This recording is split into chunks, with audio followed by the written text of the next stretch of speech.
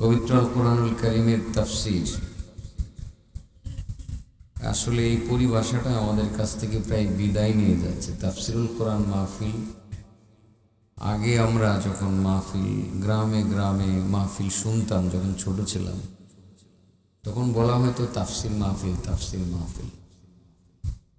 ইদানিং আসলে তাফসীর হয় না, যে কারণে তাফসীরুল কোরআন মাহফিল নামও দেওয়া হয় খুব কম। তো আজকের এই কমিটি যারা আয়োজন করেছেন, তারা সেই প্রিয় নামটি দিয়েছেন তাফসীরুল কোরআন মাহফিল। কোরআনের তাফসীর হবে এখানে। সত্যি সত্যি আমার কাছে অনেক ভালো লেগেছে। মাহফিল কর্তৃপক্ষ নিশ্চয়ই বিচক্ষণ। আলোচনা তো অনেক শোনা যায়, গল্প কল্প কাহিনী অনেক শোনা যায়, কিন্তু তাফসীর খুব কমই শুনতে পাওয়া যায়। কোরআনের কথাগুলো শুরু থেকে শেষ পর্যন্ত ধারাবাহিকভাবে বলা এবং শোনা, এটা আসলে খুব কমই হয়। এই যে আজগুবি কাহিনী এসেই বলতে শুরু করেন, মাঝে মধ্যে অবাক হই যে তিনি যে কাহিনীটা বললেন, আদৌ এটার কোনো বাস্তবতা আছে কিনা, এটা কে বলবে?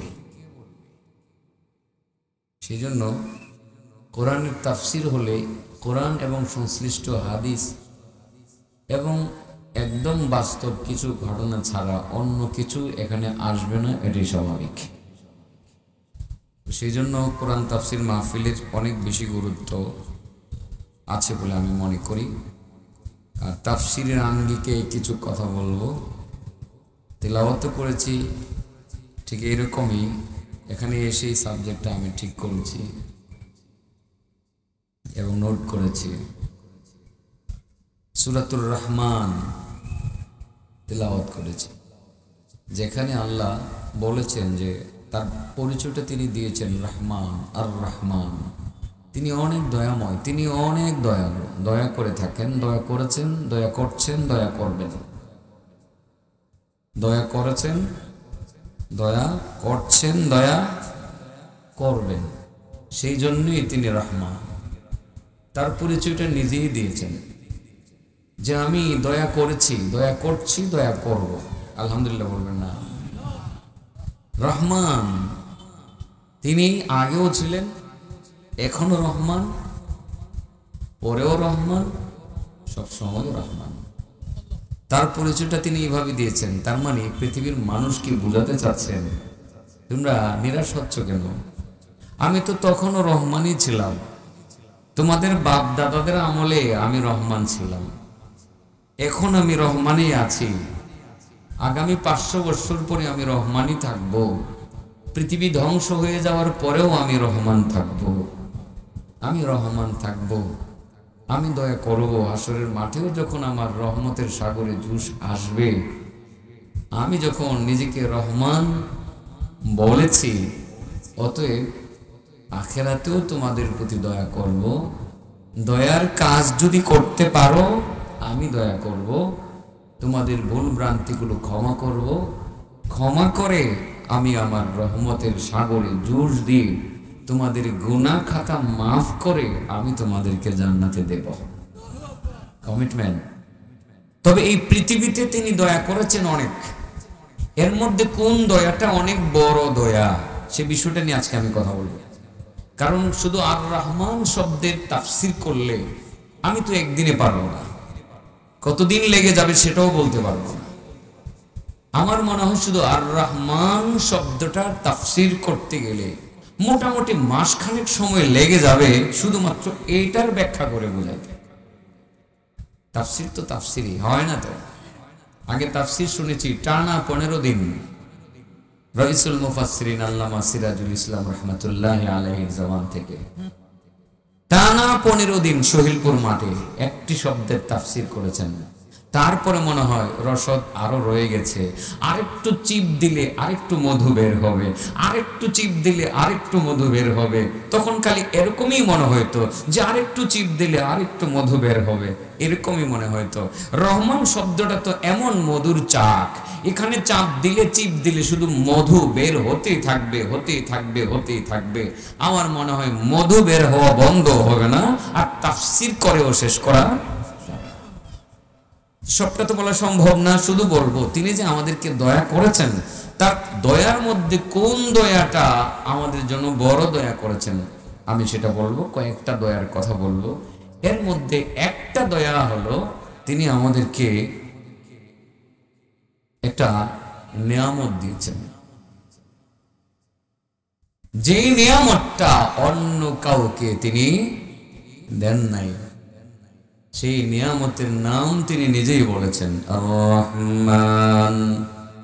আর-রহমান আল্লামাল কুরআন।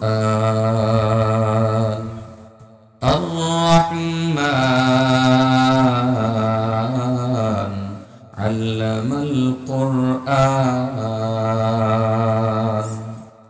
আল্লাহ বলেন, আমি রহমান, আমি দয়ালু, আমি দয়াময়, আমি অতি দয়াময়, অনেক দয়া করেছি তোমাদের প্রতি।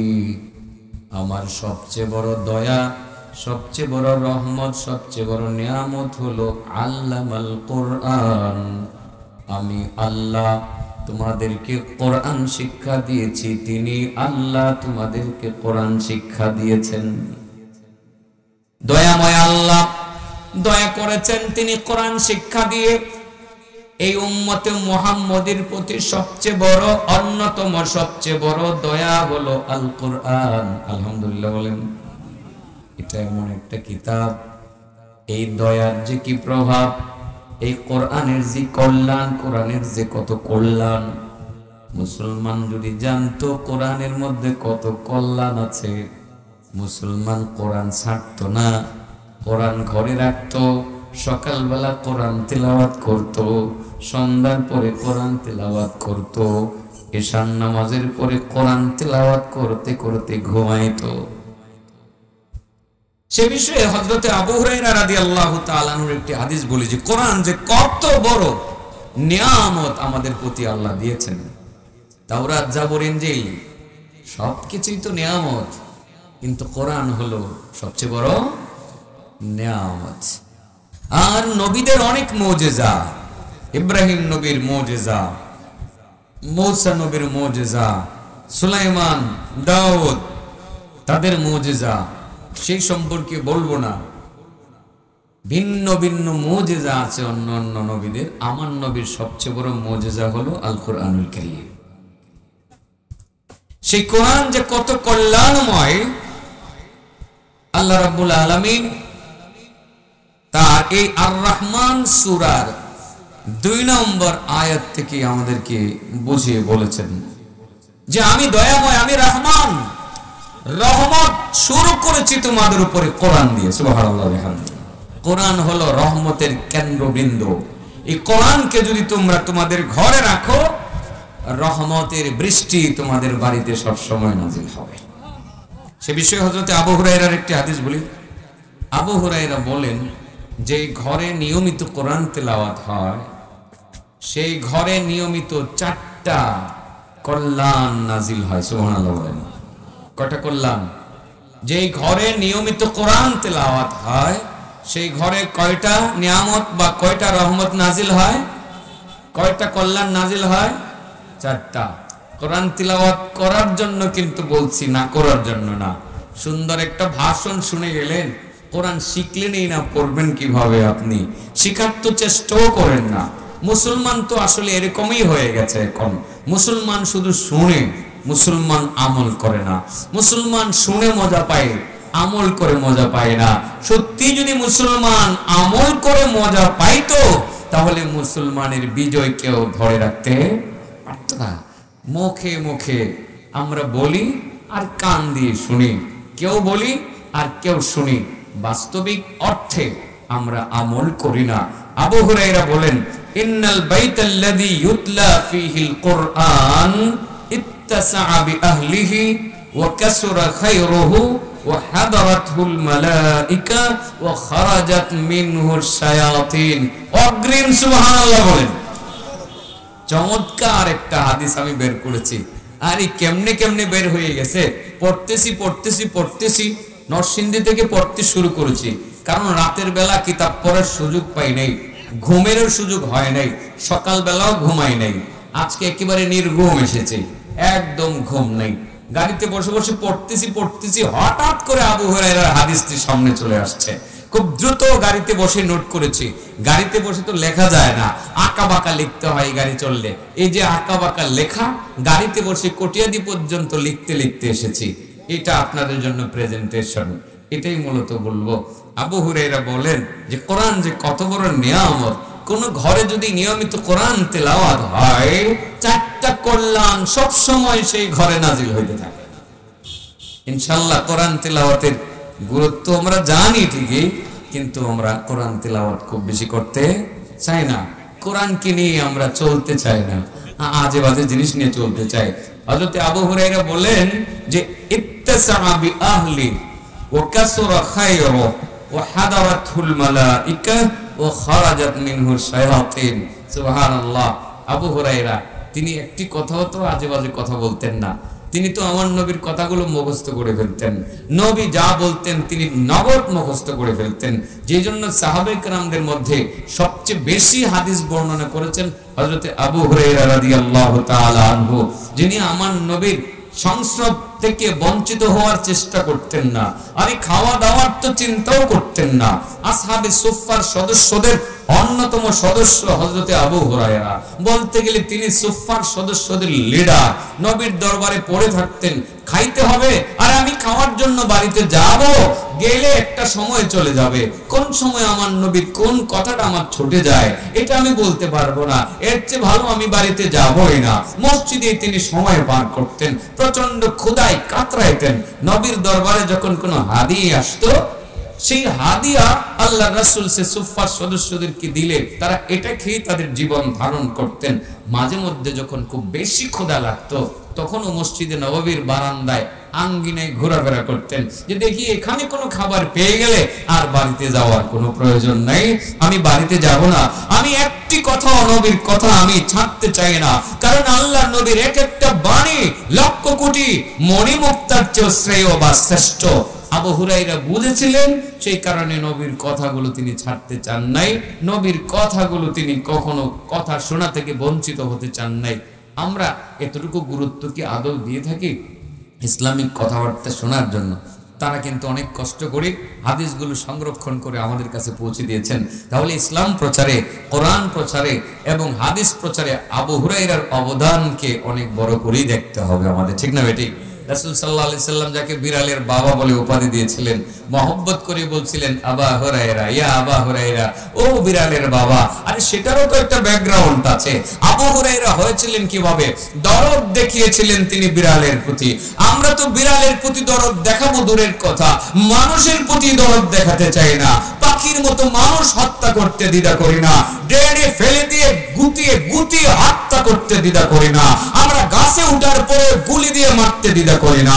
আমরা রাস্তায় পড়ে থাকলেও মুখে নাকি বুকে লাথি দিতে আমরা কোনো দ্বিধা করি না। আমরা কি মানুষ না অমানুষ? অমানুষ।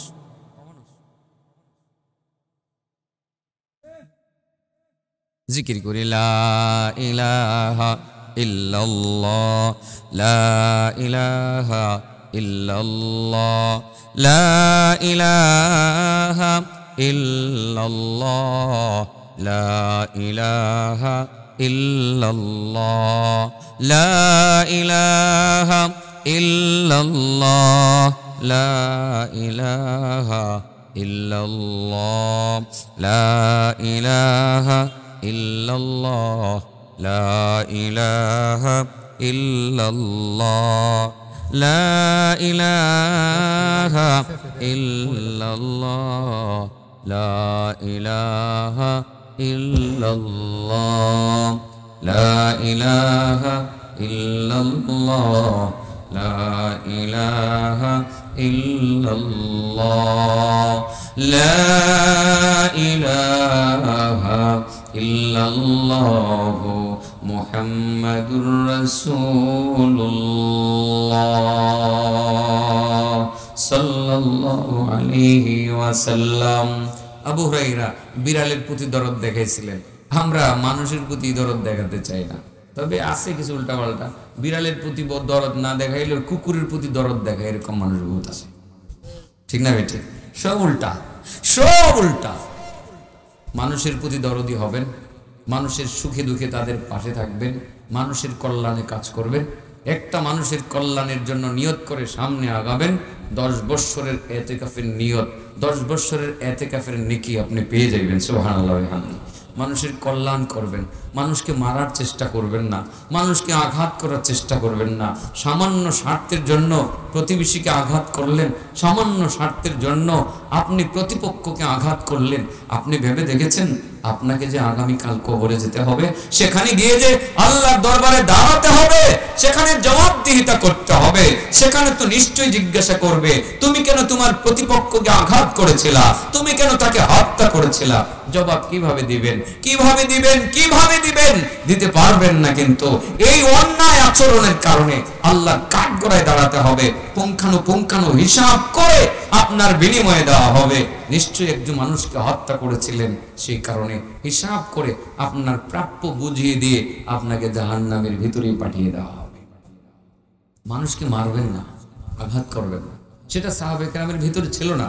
আবু হুরায়রা মানুষ মারবেন দূরের কথা, মানুষকে কষ্ট দিবেন দূরের কথা, একটা বিড়ালকে তিনি কষ্ট দিতে চান নাই। বিড়াল শীতে কাতরাইতে আছে, সেই বিড়ালটাকে নিজের হাতে উঠিয়ে আনলেন, তাকে ধুয়ে পরিষ্কার করে নিজের কম্বলের নিচে জায়গা করে দিলেন। রাসূল সাল্লাল্লাহু আলাইহি ওয়াসাল্লাম দেখতে পেয়েছিলেন আবু হুরায়রার, তিনি তো আসলে আবু হুরায়রা তখনও হন নাই, তিনি ছিলেন আব্দুর রহমান ইবনে সাখার অথবা আব্দুস শামস অথবা আব্দুল উজ্জা, একটা নাম তার ছিল। আল্লাহ রাসূল সাল্লাল্লাহু আলাইহি ওয়াসাল্লাম দেখেছিলেন, দেখে বলছিলেন, ইয়া আবু হুরায়রা, ও বিড়ালের বাবা, বড় ভালোবাসার ছলে বলেছিলেন। আবু হুরায়রাও সেটা উপভোগ করেছিলেন। তারপর থেকে চিন্তা করলেন, নবী যেহেতু আমাকে বিড়ালের বাবা বলে সম্বোধন করেছেন, আমি এই পরিচয়টা নিয়ে পৃথিবীতে যতদিন থাকবো থাকতে চাই। ভালোবাসা কতটা প্রবল ছিল আমার নবীর দেওয়া উপাধির প্রতি। তিনি আবু হুরায়রা ছিলেন। আমরা কয়জন নিজেকে বিড়ালের বাবা বলে পরিচয় দিতে স্বাচ্ছন্দ্য বোধ করব? আমরা তো সেটা করব না। সেই আবু হুরায়রা রাদিয়াল্লাহু তাআলা আনহুর কথা বলছি। তিনি বলেন, যেই ঘরের মধ্যে কোরআন তেলাওয়াত করা হয়, সেই ঘরে 4টা কল্যাণ সব সময় নাজিল হয়। কয়টা কল্যাণ? একটা একটা করে বলবো? হ্যাঁ, তবে আরেকটা উল্টা বলে ফেলি, নেগেটিভ বললে পজিটিভ বলতে হয়, নেগেটিভ পজিটিভে গিয়ে আপনার সিদ্ধান্তটা সুন্দর হয়। এবং তাও বলেছেন, যেই ঘরে কোরআন তেলাওয়াত করা হয় না, সেই ঘরে 4টি অকল্যাণ হয়। কয়টা অকল্যাণ হয়? 4টি অকল্যাণ হয়। যেই ঘরে কোরআন তেলাওয়াত হয়, সেই ঘরে 4টি কল্যাণ সাধিত হয়। যেই ঘরে কোরআন তেলাওয়াত হয় না, সেই ঘরে 4টি অকল্যাণ সাধিত হয়। এর মধ্যে একটা তিনি বলেছেন, ইত্তাসা বি আহলি, ইত্তাসা বি আহলি, পরিবারের সংকীর্ণতা দূর হয়, পরিবারে সংকীর্ণতা দূর হয়। তার মানে দেখা যায় বহু পরিবারে হাহাকার থাকে। কি হাহাকার থাকে? আল্লাহ যদি একটা ছেলে মেয়ে দিত, হয় না?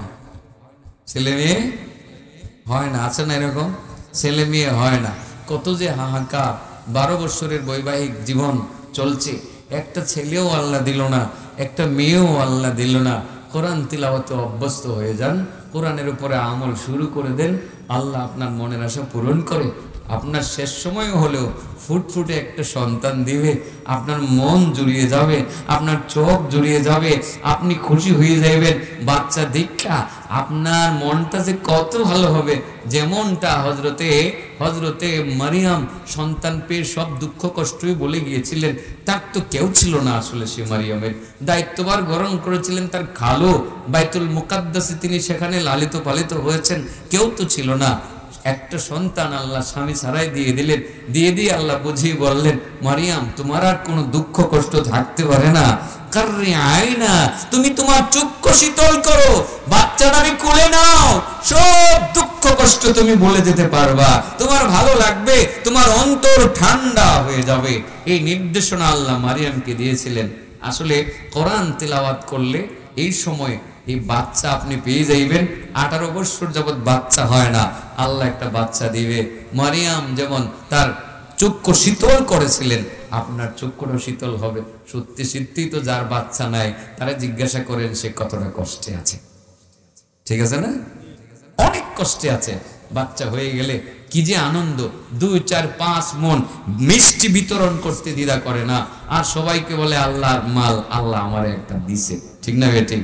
মারিয়ামও পেয়েছিলেন, চক্ষু শীতল করার জন্য আল্লাহ বলেছিলেন ফাকুলি ওয়াশরাবি ওয়াকাররি আইনা, ফাকুলি ওয়াশরাবি ওয়াকাররি আইনা فإما ترين من البشر أحدا فقولي إني نذرت للرحمن صوما فلن أكلم اليوم إنسيا فأتت به قومها تحمله قالوا يا مريم لقد جئت شيئا فريا يا أخت هارون ما كان أبوك امرأ سوء وما كانت أمك بغيا فأشارت إليه قالوا كيف نكلم من كان في المهد صبيا قال إني عبد الله آتاني الكتاب وجعلني نبيا وجعلني مباركا أينما كنت وأوصاني بالصلاة والزكاة ما دمت حيا وبرا بوالدتي ولم يجعلني جبارا شقيا আল্লাহ বলেন মারিয়াম সমস্যা নাই, তোমার টেনশন সব তোমার দূর হয়ে যাবে। তুমি খাও, খেজুর খাও, মরা গাছের ডালার মধ্যে তুমি টান দাও, তাজা তাজা খেজুর তুমি পাইবা। এই যে পানি আছে, পানি পান করো। ওয়াকাররি আইনা, বাচ্চাটারে কোলে নাও, তোমার চক্ষুটা শীতল হয়ে যাবে, অন্তর ঠান্ডা হয়ে যাবে।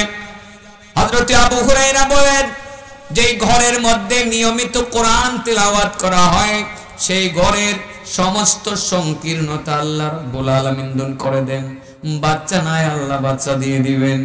18 বছর পরে আল্লাহ বাচ্চা দিবেন, বাচ্চাটারে কোলে নিয়ে 18 বছরের দুঃখ কষ্ট সব কিছু আপনি ভুলে যেতে পারবেন। 2 নম্বরে উদারতা দান করবেন। যে ঘরে কোরআন তেলাওয়াত হয়, স্বামী কোরআন তেলাওয়াত করে, স্ত্রী কোরআন তেলাওয়াত করে, ছেলে মেয়ে কোরআন তেলাওয়াত করে, এই ঘরে উদারতা বাড়তে থাকে। এই ঘরে সংকীর্ণ মনা কোনো মানুষ থাকে না, মনটা তাদের অনেক বড় হয়, একজন আরেকজনকে ছাড় দিতে জানে। এই ঘরে ঝগড়া হয় না, স্বামী স্ত্রীর মধ্যে ঝগড়া হবে না, ছেলে মেয়েদের মধ্যে ঝগড়া হবে না, বাপ মার সম্পর্ক নষ্ট হবে না, বাবার সাথে সন্তানের সম্পর্ক মধুর থাকবে, মায়ের সাথে সন্তানের সম্পর্ক মধুর থাকবে। সন্তান কোনোদিন পিতা মাতার অবাধ্য হবে না, কোন সন্তান কোন মেয়ে অন্যের হাত ধরে পালিয়ে যাবে না। সেই ঘরে নিয়মিত কোরআন তেলাওয়াত হবে, সেই ঘরের সন্তানেরা কোনো সময় পিতা মাতাকে কোনো অন্যায় কাজ করে কষ্ট দিবে না। আবু হুরায়রা বলেন, কোরআন তেলাওয়াতের প্রতি যত্নবান হও, ঘরের মধ্যে উদারতা চালু হয়ে যাবে। ও বন্ধু, ঘরের মধ্যে কোরআন তেলাওয়াত করার প্রয়োজন আছে না নাই? কয়টা কল্যাণ হবে? 4টা।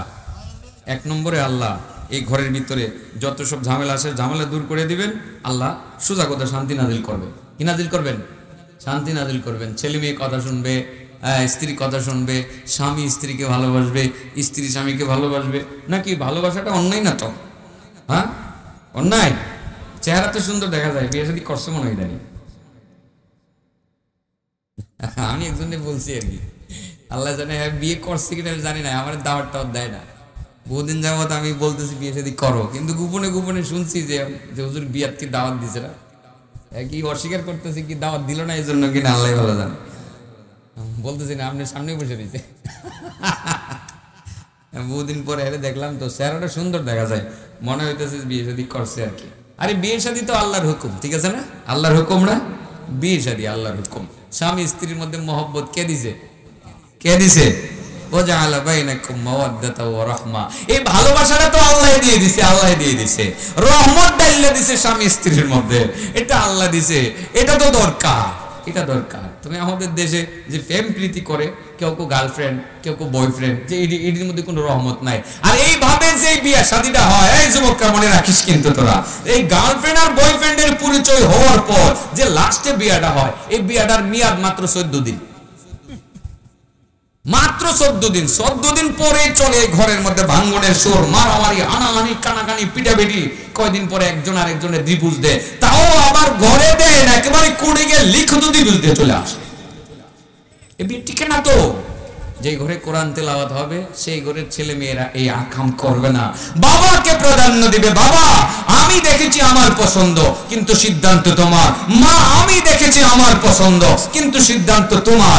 বাবা মা যেই সিদ্ধান্ত দিবা, তোমাদের সিদ্ধান্ত মেনে নেব। যেই সন্তানটা পিতা মাতার সিদ্ধান্ত মেনে নেবে, তাদের স্বামী স্ত্রীর দাম্পত্য জীবন সুখী হবে, এটাই তো স্বাভাবিক, ঠিক না বেটি? কোরআন তেলাওয়াত হইলে পরে এই ঘরে সমস্যা থাকবে না, শুধু সুবিধা সুবিধা। 2 নম্বর, ও কাসুরা খাইরুহু, যে ঘরে কোরআন তেলাওয়াত হয়, এই ঘরের মধ্যে কল্যাণ বাড়তেই থাকে, খালি লাভ আর লাভ, কোনো লস নাই, খালি লাভ আর লাভ।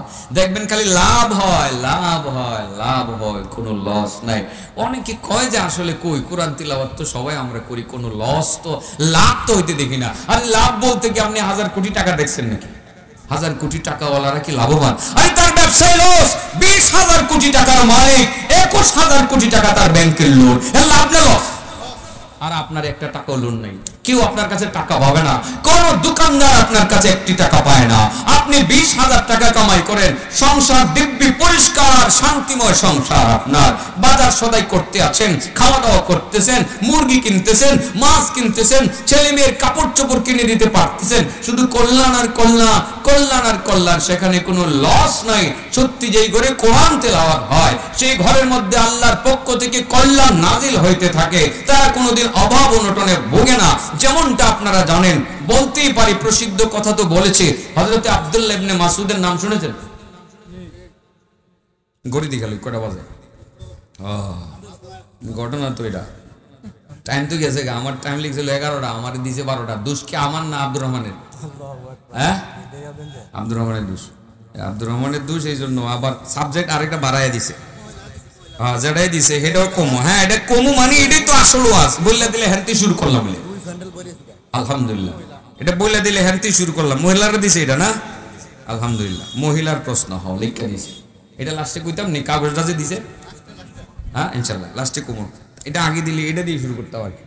যাই হোক, আব্দুল্লাহ ইবনে মাসউদের কথা বলি, একটু কান দিয়ে শুনবেন বাবা। বন্ধুরা, আমলের নিয়তে শোনা দরকার।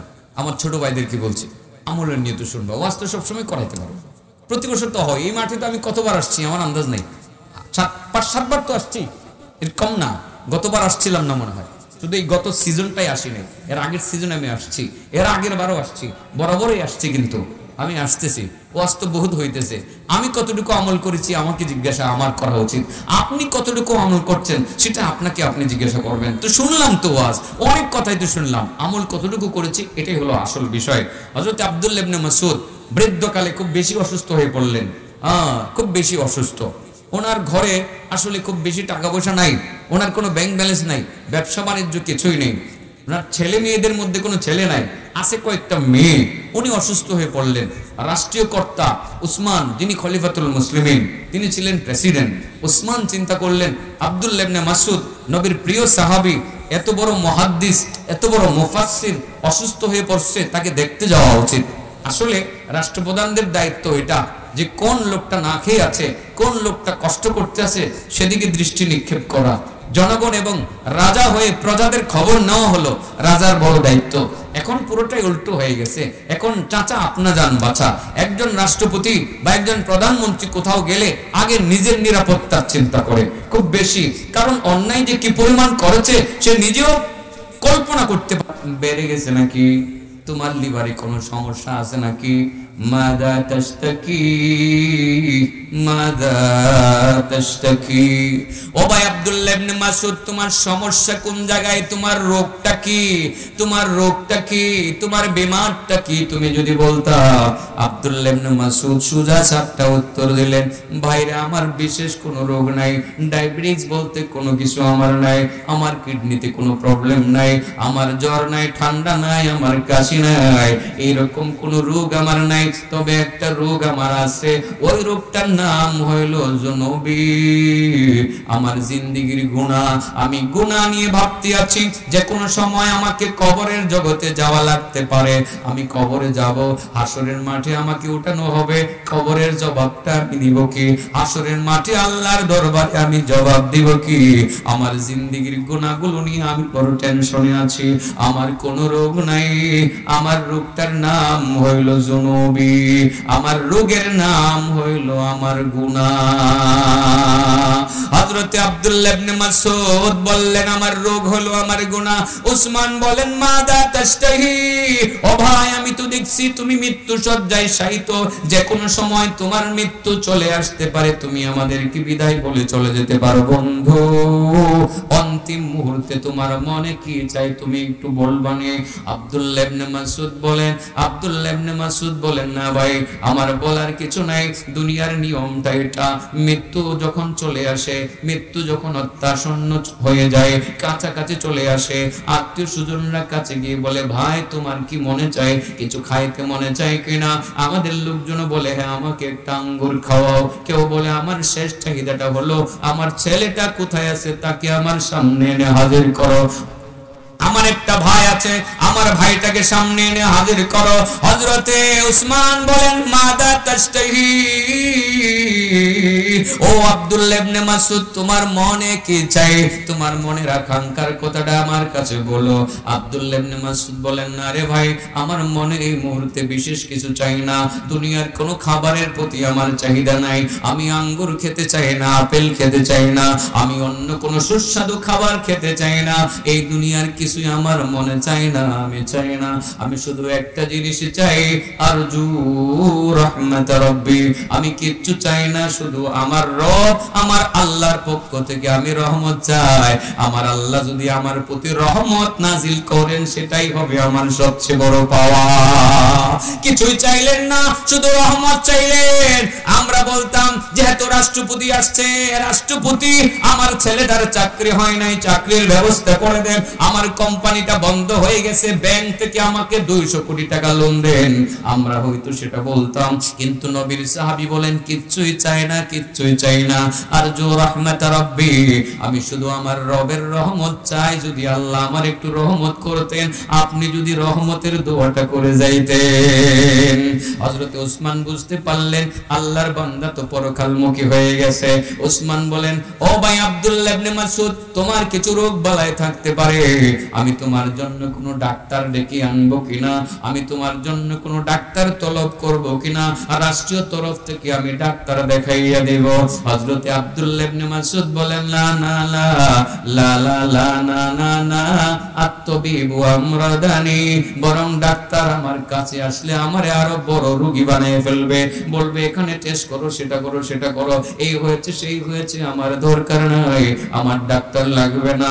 এবার আব্দুল্লাহ ইবনে মাসউদ কে উসমান ডাক দিয়ে বলেন, বন্ধু আমি তো জানি তোমার কোনো ব্যবসা বাণিজ্য নাই, আমি জানি তোমার কোনো উপযুক্ত ছেলে সন্তান নাই কামাই করে খাওয়ানোর জন্য, আমি জানি তোমার কয়টা মেয়ে আছে, তোমার কোনো ব্যাংক ব্যালেন্স নাই, তোমার কোনো সম্পদ নাই, তোমার কোনো ধন দৌলত নাই, নগদ কোনো অর্থ করি নাই, এই যে তোমার মেয়েগুলো আছে তারা খাবে কি, থাকবে কোথায়, কি খাবে তারা, কোথায় থেকে খাবে তারা, আমি যেহেতু রাষ্ট্রপতি, আমার রাষ্ট্রের তরফ থেকে তোমার সন্তানদের জন্য আমি একটা ভাতা নির্ধারণ করতে চাই, তোমার মেয়েদেরকে বলবা তারা যাতে প্রতি মাসে ভাতাগুলো বুঝে নিয়ে আসে, এই ব্যবস্থাটা আমি করতে চাই।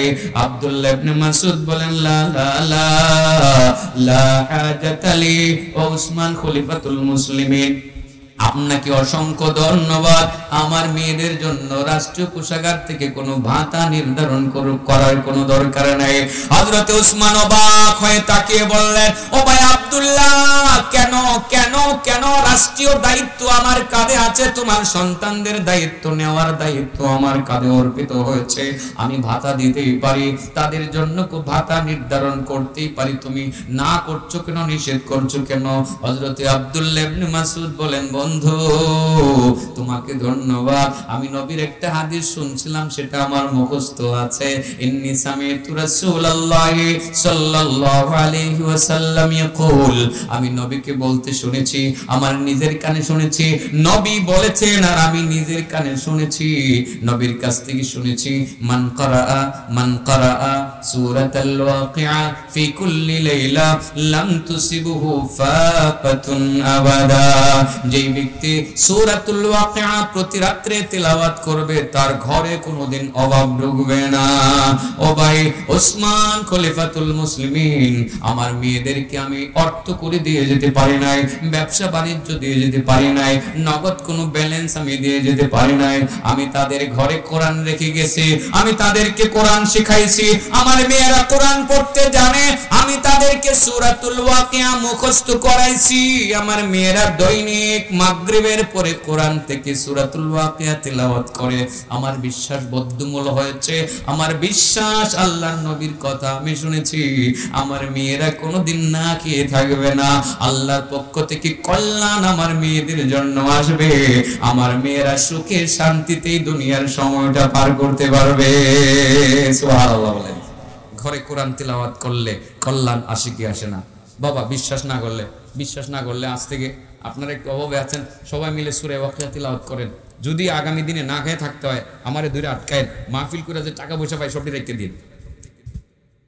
কমই পাই, বেশি পাই না, আমার বেশি দেয় না, আসলে চুক্তিও করি না, বেশি দেও না, জিডি দিয়ে হেডি রেখে দিন, আমি করে দিয়ে যাবো সব জায়গায়। আর যদি হারা বাড়ায় দেখে তো এলাকার মানুষের লাভ হইব, এরা দিয়ে যাবো, সব দিয়ে যাবো ইনশাল্লাহ। দিত না জিন্দিগিতে, চাইনা দিয়ে লাভ নাই। একজনে দিব ৪২, ১০,০০০ মনে হয় কেউ দিছে না আমার এ পর্যন্ত, এই দিক থেকে এই পর্যন্ত দেয় নাই। গাড়ি ভাড়া কত দিই? কালকে ৫,৬০০ টাকা গাড়ি ভাড়া দিচ্ছি, গত রাতে ৫,৬০০ টাকা গাড়ি ভাড়া দিচ্ছি, মাইক দিয়ে বলতেছি ড্রাইভারের জিজ্ঞাসা কয় টাকা দিছে জানি এরা? ৭,০০০। কয় হাজার রুচে, কয় হাজার এটি দিয়ে যাবো আপনি করে। বিশ্বাস না করলে আমলটা করে দেখেন, কথা দিলাম আমল করেন, যদি বাস্তবায়িত না হয়। আরে মিয়া আমরা করি তো এই জন্য সুখী আছে আলহামদুলিল্লাহ, অর্থনৈতিক সমস্যা নাই, আমার ১,৫০,০০০ টাকা দরকার নেই, আল্লাহ যতটুক দিয়ে মানুষ খুশি হয়েছে এটা দেখে, এটা দিয়ে চলি তো ভালোই তো চলি, অসুবিধা কি? সুখ শান্তি আছে, ছেলে মেয়েদের খাওয়া দাওয়ার চাহিদা পূরণ হচ্ছে, মায়ের চিকিৎসা করতে পারছি, মাকে নিয়ে ভালো আছি, মা যেটা খেতে চায় সেটা খাওয়াতে পারি, মাকে চিকিৎসা করাতে পারি, নিজে চলতে পারি, সন্তান ভালো চলে, স্ত্রীরা ভালো চলে, সবাই ভালো চলে, তো আর দরকারটা কি? আমার মনে হয় এটা কোরআনের বদৌলতেই আল্লাহ শান্তিটুকু দিয়েছেন। আরেকটা জিনিস আছে, সেটা হলো মানুষের ভালোবাসা, এটা টাকা দিয়ে কেনা যায় না, এটা টাকা দিয়ে কিনা যায় না। মানুষের ভালোবাসা, অন্তর থেকে যে ভালোবাসাটা পাওয়া যায় সেটা কোরআনের বদৌলতে। এই আতিকুল্লাহ চেহারা এত সুন্দর না, এই আতিকুল্লাহ ফিজিক্যালি এতটা শক্তিশালী না, এই আতিকুল্লাহ একেবারে মানে সুপারম্যানের মতো না। আতিকুল্লাহ একজন সাধারণ কালো মানুষ, হ্যাংলা পাতলা মানুষ, মানুষের ভালোবাসা কিছুটাও পায় আমার মনে হয় শুধু কোরআনের কারণেই পাই, আর কোনো কারণে না। কোরআন তিলাওয়াত হবে তো হবে, যে ঘরে কোরআন তিলাওয়াত হয় সে ঘরে কয়টা কল্যাণ নাজিল হয়? ১ নম্বর ঘরের ভিতরে ১ নম্বর উদারতা চলে আসে।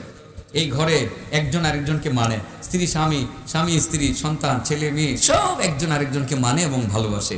কোরআন আসলে যেই ঘরের মধ্যে সবাই আলেম, এই ঘরে ঝগড়া নেই তো। আপনি বিশ্বাস না করলে দেখেন, ঝগড়া আসেনি? বাবাও আলেম, ছেলেও আলেম, বাবা সন্তানের মধ্যে কথা কাটাকাটি কখনো হয় না। আমার মনে হয় আমার বাবার দিকে চোখ উঠিয়ে কোন সময় বেয়াদবি আচরণ করে একটি কথাও জিন্দেগিতে বলি নাই। আমি সেটা অত্যন্ত সাহসিকতার সহিত বলতে পারি, কোনোদিন বাবার দিকে চোখ রাঙিয়ে কথা বলি নাই, রাগ করে উচ্চ আওয়াজে কথা বলি নাই। আমার বাবাও কোনোদিন আমাকে কোনো কটাক্ষ করে কথা বলে নাই, সব সময় ভালোবাসা ভাষা ব্যবহার করে কথা বলতেন। এ মিয়া শুনো, এই ছিল বাবার ভাষা। এই মিয়া শুনো, আমি জানি না আমার বাবা কোনোদিন আমাকে তুই বলেছেন কিনা, মনে পড়ে না। আমার জিন্দেগিতে আমি কথা বলতে পারি না যে আমার বাবা আমাকে তুই বলেছেন। কেন? আমার বাবা কি করতেন, ফজরের পরে কোরআন নিয়ে বসে পড়তেন তিলাওয়াত, জোহরের নামাজ পড়ে এসে খাওয়া দাওয়া করে তাফসীর পড়তে শুরু করতেন, এশার নামাজ আদায় করে দুটি হাঁটু লম্বা করে বসে সূরা মানে ওয়াকিয়া, এরপরে আপনার সূরা মুলক, সূরা কফ এবং সূরা আরো কয়টা সূরা আমার বাবা, সূরা হাসর, সূরা ইয়াসিন আমার বাবা তিলাওয়াত করতেন নিয়মিত। কোনোদিন মনে হয় তার তিলাওয়াত বন্ধ হয়নি, তিলাওয়াত করে তিনি ঘুমিয়ে পড়তেন। সেই কারণে বাবার কথা ঘন ঘন মনে পড়ে, দোয়া করি প্রতিদিন, একদিনও আমার বাবাকে আমি ভুলে থাকি না। এই কারণে এই কোরআনের বরকতে বন্ধুরা বলছি যে ঘরে কোরআন চালু হোক। আলেম হতে পারছেন বা পারছেন না, আলেম তো আর এখন ধরেন ওইভাবে হতে পারবেন না, কিন্তু কোরআনটা তো শিখতে পারবেন, একটু তিলাওয়াত তো করতে পারবেন। নিজে তিলাওয়াত করবেন, ছেলেটাকে শিখাবেন, মেয়েটাকে বলবেন এই তুমি কিন্তু এই সূরাটা তিলাওয়াত করে ঘুমাবা, তুমি কিন্তু এই সূরাটা তিলাওয়াত করে ঘুমাবা। স্ত্রীকে বলবেন তুমি কিন্তু প্রতিনিয়ত একটা সূরা তিলাওয়াত করে ঘুমাবা, আমিও একটি সূরা তিলাওয়াত করে ঘুমাবো। এই বাড়িতে অবশ্যই অবশ্যই খাইরে বরকত নাজিল হবে, যেমনটা আব্দুল্লাহ ইবনে মাসউদের ঘরে খাইরে বরকত নাজিল হয়েছিল। টাকা পয়সার কোনো প্রয়োজন ছিল না, কোনো প্রয়োজন ছিল না তাদের বাহিরের টাকা, আল্লাহ সেগুলো ব্যবস্থা করেছেন। তারা খেয়েই ছিলেন, তারা পরিধান করেছিলেন, আল্লাহ বরকত দিয়েছিলেন। কয়টা গেল বাবা, কয়টা গেল গা? ও আমারে খালি আঙ্গুল দিয়ে ইশারা দিয়ে হিটা দিয়েছে, এটা কইতা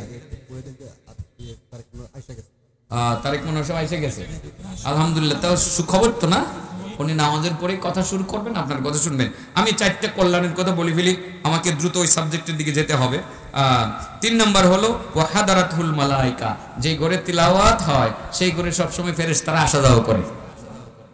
আচ্ছা বলেন তো দিকে বাবা, যেই ঘরে ফেরেশতারা আসা যাওয়া করে এই ঘরে কি শয়তান ঢুকতে পারবো? থাপ্পড় দিয়ে শয়তানের কান পুরি ভাড়া লেতো না? হাদারাতুল মালাইকা, যেই ঘরে কোরআন তিলাওয়াত হয়। আরে বাবা সারাদিন পড়লেন না আপনি, ঘরে বসে সূরা ইখলাসটা পড়েন না, এই মিয়া সূরা ফাতিহাটা পারেন না, ঘরে বসে এই সূরাটা তিলাওয়াত করেন না, এই মিয়া আপনি সূরা নাস জানেন না, এইটা পড়েন না। আপনি যতটুক জানেন ততটুকুই আপনি পড়েন, আপনার ঘরে শয়তান আসবে না, আপনার ঘরে ফেরেশতা আসবে। এটা হলো 3 নম্বর লাভ, ফেরেশতা আসবে। 4 নম্বর লাভ ও খারাজাত মিনহু শায়াতিন, শয়তান যদি ঘরে থাইক্কা থাকে এটা দৌড়া বের হয়ে যাবে। 4টা লাভ বুঝতে পারছেন? এবার বলেন যেই ঘরে তিলাওয়াত হয় সেই ঘরে কয়টা লাভ? 1 নম্বর হলো এই ঘরের মানুষ উদার হয়, 2 নম্বর হলো এই ঘরে খালি কল্যাণ নাজিল হয়, 3 নম্বর ফেরেশতা আসে, 4 নম্বর শয়তান বেরিয়ে যায়। এই 4টা লাভ কি ছোট লাভ না বড় লাভ? আর যেই ঘরে, এবং সেটা বলেছেন ওয়াইনাল বাইতাল্লাযী লা ইউতলা ফীহিল কুরআন, যেই ঘরে কোরআন তিলাওয়াত করা হয় না, দাকা বিআহলি, দাকা বিআহলি, এই পরিবারের মধ্যে খালি সংকীর্ণতা, খালি সবসময় লাগিয়ে থাকে, সমস্যার কোনো শেষ নাই। ওয়াকাল্লা খাইরুহু, কল্যাণ কমে যায়, এই ঘরের কল্যাণ কমে যায়। খারাজাত মিনহুল মালাইকা, ফেরেশতা ছিল বের হয়ে যায়, ফেরেশতাকে এই ঘরে আমি থাকতাম না, ঢুকে কাটা শয়তান কো, ফেরেশতা যেহেতু বের হইছে আমি এই ঘরের ভিতরে ঢুকি, হাদারাতুশ শায়াতিন, এই ঘরের ভিতরে গিয়ে শয়তান ঢুকে। ইনশাআল্লাহ কোরআন তিলাওয়াতের চর্চা আমাদের ঘরে আজ থেকে চালু করবো তো ইনশাআল্লাহ। আমি সময়ের স্বল্পতার কারণে সেটা বিস্তারিত বলতে পারিনি। এবং আরেকটা কথা বলি, কোরআন তিলাওয়াতের কি লাভ? যারা কোরআন তিলাওয়াত করবে নিয়মিত, এই কোরআন তার সাথে কবরে যাবে। সুবহানাল্লাহ বলেন। কোথায় যাবে? কবরে, কবরে যাবে, কবরে যাবে, কবরে গিয়ে সে কবরে পাহারাদারি করবে, সাপ বিচ্ছুগুলোকে নিজের হাতে ছড়িয়ে সরিয়ে দিবে, সেখান থেকে হাসরের মাঠ পর্যন্ত সঙ্গেই থাকবে। এবং আপনাকে যিনি কোরআন তেলাওয়াত করবে, এই কোরআনের বন্ধুকে এবং বন্ধুকে কোরআনে সে হাসরের মাঠ পর্যন্ত নিয়ে যাবে, আল্লাহর আরশের ছায়ার নিচে বসার ব্যবস্থা করবে, জান্নাতে না পৌঁছা পর্যন্ত এই কোরআন নামের বন্ধু থামবে না। সুবহানাল্লাহ বিহামদি। ইনশাআল্লাহ মুরব্বী বাবারা যারা আছেন আপনারা কোরআন পড়বেন বাবা, আস্তে আস্তে আস্তে আস্তে শিখে ফেলুন। যদি শিখতে না পারেন, যেগুলো শিখেছেন যতটুকু শিখবার চেষ্টা করুন, যেটা শিখেছেন সেটা আপনি তিলাওয়াত করেন, মহব্বত করে তিলাওয়াত করেন, ঘরে বসে বসে তিলাওয়াত করেন, ঘুমাবার আগে একটু তিলাওয়াত করে আপনি ঘুমান। আপনার ছেলেটাকে, আদরের নাতিটাকে কোলে নিয়েছেন, নিজে পড়েন, তাকেও পড়তে বলেন, সেও ইনশাআল্লাহ শিখবে। আপনার ছোট্ট শিশু বাচ্চাটাকে কোলে নিয়েছেন, আপনি পড়েন, তাকেও পড়তে বলেন, ইনশাআল্লাহ ঘরে 4টা কল্যাণ সবসময় নাজিল হইতে থাকবে। আরেকটা বিষয়,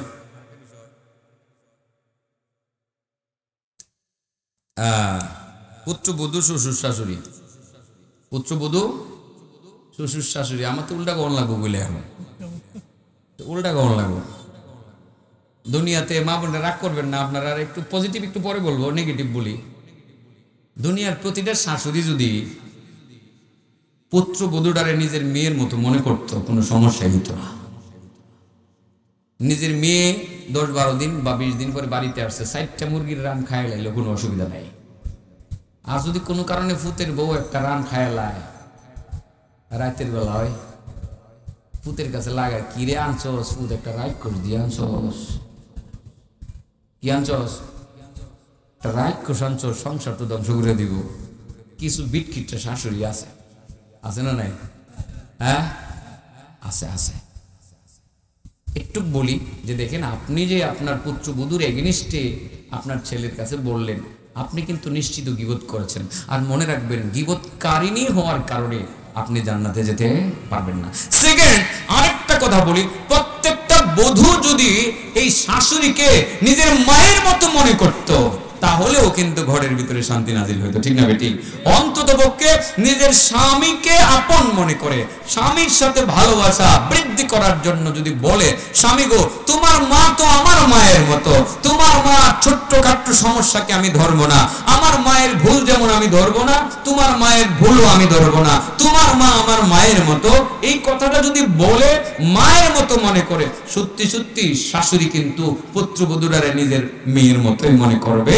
আর সেই স্বামীটাও সন্তুষ্ট হবে স্ত্রীর প্রতি, স্বামীটা সন্তুষ্ট হয়ে যাবে যে আমার বউটা তো সত্যি সত্যি আমার মাকে নিজের মায়ের মতো মনে করে, মন খুলে স্ত্রীকে ভালোবাসবে।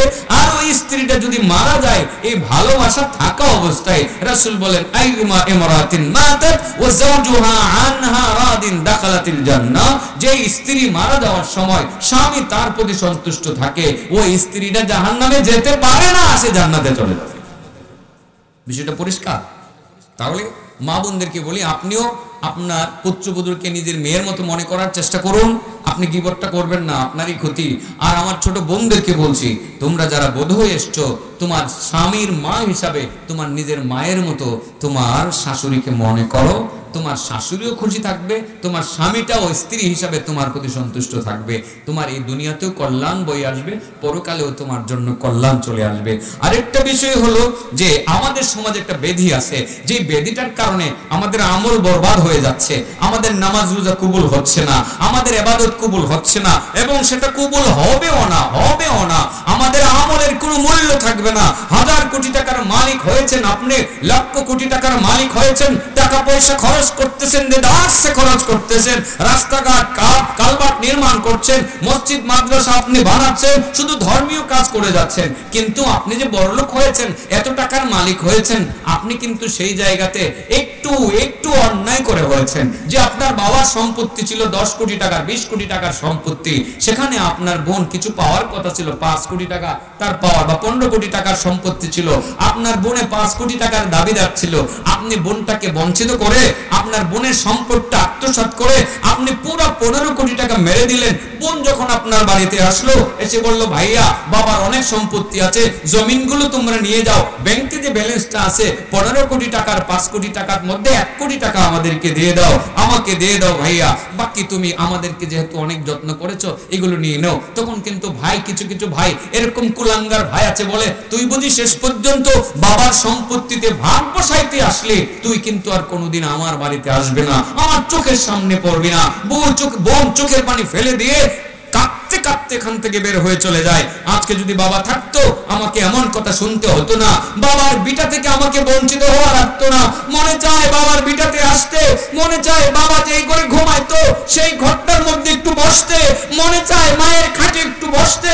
আজকে আমার ভাই আঘাত করে কথা বলেছে, বাবার বিটা থেকে বঞ্চিত হলাম, মায়ের খাট থেকে বঞ্চিত হলাম, ভাই সালাম, আমি গেলাম। মনে রাখবা বন্ধু, বোনকে তুমি বঞ্চিত করেছো, আঘাত করেছো, সম্পর্ক ছিন্ন করেছো। তুমি লক্ষ কোটি টাকার মালিক হয়ে অজস্র দান খায়রাত করে দানবীর হয়ে গেছো, মসজিদ মাদ্রাসা বানাইছো, তুমি কিন্তু জান্নাতে যাবে না, তুমি যেতে পারবে না, তোমার কোনো ইবাদত আল্লাহর দরবারে কবুল হবে না। বোনের হকটা আদায় করে দিয়ে দিন। যারা দিতে পারেন নাই, কোনো কারণে সম্পদ বিনষ্ট করে ফেলেছেন, নষ্ট করে ফেলেছেন, বোনকে ডেকে এনে হাতে ধরে বলবো, মাফ করে দে। আর তুই যদি মনে করস মাফ করবে না, আমারে কি করবে কর, আমি দিতে পারছি না, আমার সম্পদ শেষ হয়ে গেছে, সব নষ্ট হয়ে গেছে, এই কাজটা করুন। তা না হয় কিন্তু আল্লাহর দরবারে আপনাকে ধরা খাওয়া লাগবে। বিশেষ কিছু আর বলতে পারছি না। এই দুটো বিষয় বলার নির্দেশনার জন্য বলেছি, আর কোরআনের কথা বলেছি। এই কোরআনকে ঘরে রাখবো, 4টা কল্যাণ আমাদের সাধিত হবে। আল্লাহ রাব্বুল কারীম আমাদেরকে আমল করার তৌফিক দান করুন। ওয়া আখিরু দাওয়ানা আলহামদুলিল্লাহি রাব্বিল আলামিন। আসসালামু আলাইকুম ওয়া রাহমাতুল্লাহি ওয়া বারাকাতুহু।